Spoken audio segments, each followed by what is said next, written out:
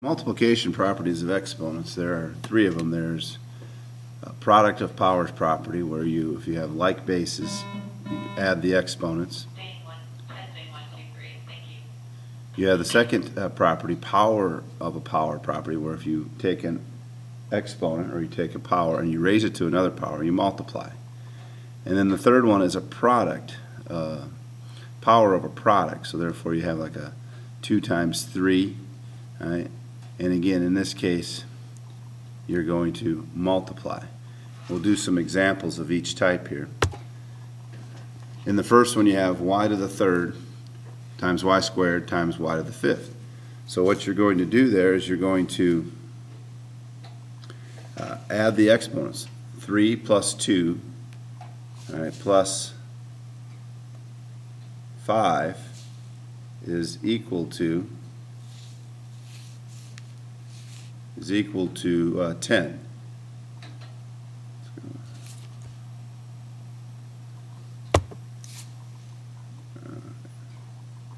Is equal to 10. So we get y is equal to 10. Now, down here, when you have numbers and variables mixed together, you take care of the numbers themselves. So you got 3 times 2, which is 6. 6 times 4, which is 24. All right, so we have 24. And then for the variables, you add them up. Y plus 3 plus 2 plus 5 is y to the 10th. All right, so that's the product of powers. All right.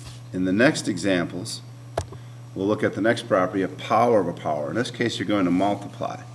With a power to a power, all right, we have 3 times 4, which is 12, so we have negative 2, keep it in the parenthesis, all right, to the 12th.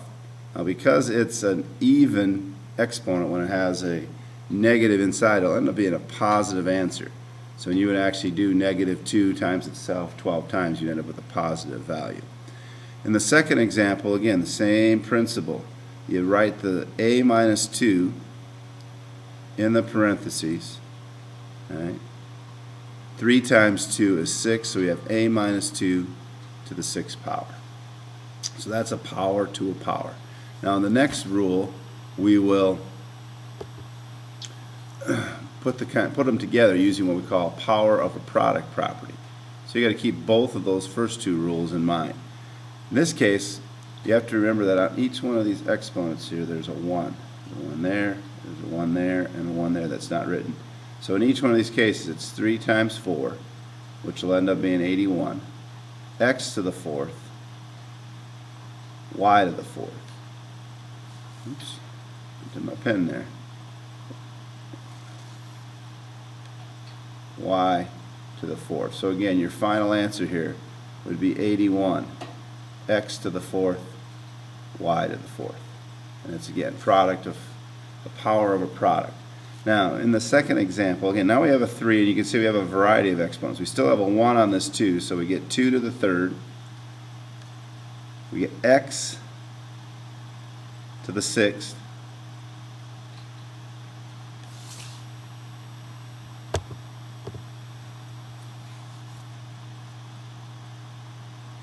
X to the 6th. Little technical difficulties there. X to the 6th, y to the 15th. Now 2 times 2 times 2 is 8, so our final answer is 8. X to the 6th, y to the 15th. And then we'll look at one more example. All right. Again, properties of exponents. You have to be able to do all of them. When we're all said and done, we're going to have 6 properties. So in this case, over here we're going to do a power to a power. So over here we're going to have 3 to the 4th power, or sorry, 3 to the 2nd power, x to the 8th, y to the 2nd, again, times y to the 5th. So we applied a power to a power. Now, let's apply the product power, because we can combine the y's. So we end up with 9 x to the 8th. There's nothing that goes with the x, And then we end up with y to the 7th because we're adding a product.